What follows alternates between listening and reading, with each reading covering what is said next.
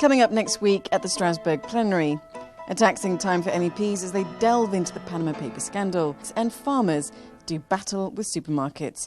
Welcome to the agenda.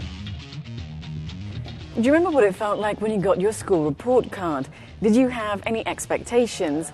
Well, for Commission President Jean-Claude Juncker, it's not quite final grading season, but his investment plan is up for a midterm review. Over 3 years, €315 billion worth of investment was to be mobilised via €21 billion initial guarantee secured through the EU budget and European Investment Bank to boost growth in Europe. The Commission has released figures showing that €100 billion has been generated. But what will MEPs make of the public and private initiatives undertaken? The midterm review is the first item of the day on Wednesday. Tax evasion is an offence, but tax avoidance, however immoral, isn't illegal. But following on from big scandals such as the LuxLeaks and now the more recent Panama Papers, Europe's politicians want stricter measures to try to close tax loopholes. In Strasbourg, MEPs will vote on the 12-month mandate and number of MEPs to be assigned to the inquiry committee set up in the wake of the Panama Papers scandal. And the vote on the Commission's tax avoidance directive will take place on Tuesday.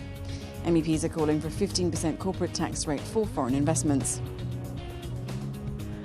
Many commonly used electronic devices, toys, and even makeup like this can contain chemicals that are harmful to the human body. They can affect our hormones and, in worst-case scenario, cause cancer. The endocrine system is made up of glands that produce hormones which regulate growth, metabolism and sexual development and function. In December 2015, the European Court of Justice ruled that the Commission had breached EU law by failing to act on endocrine disruptors. Exposure to these chemicals affects fetal development, puberty. They can also cause reproductive disease and cancer. MEPs will reiterate their call to get the Commission to publish scientific studies on endocrine disruptors at the plenary on Wednesday.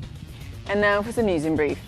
On Thursday, MEPs could greenlight a regulation to simplify procedures for proving the authenticity of public documents such as birth and marriage certificates in other member states. No more David versus Goliath. MEPs want to level the playing field to help farmers better compete against supermarkets. A proposal will be tabled in plenary and voted on Tuesday. The EU Foreign Affairs Chief Federica Mogherini will be at plenary to discuss funds to help migrant countries of origin, particularly Africa. The debate, along with a discussion on the legal migration package, is on Tuesday. Sub-Saharan Africa has the highest prevalence of hunger. An EU G8-backed initiative to boost agriculture and relieve poverty could be set for a makeover. The new Alliance for Food Security and Nutrition in Africa was launched in 2012 with the aim to ramp up foreign investment in farming to the tune of $8 billion. It's believed that sub-Saharan African farmers produce 80% of the world's food. MEPs are calling for better safeguards to prevent land grabbing and corruption. And that's all we have for this agenda. Take care and enjoy the week.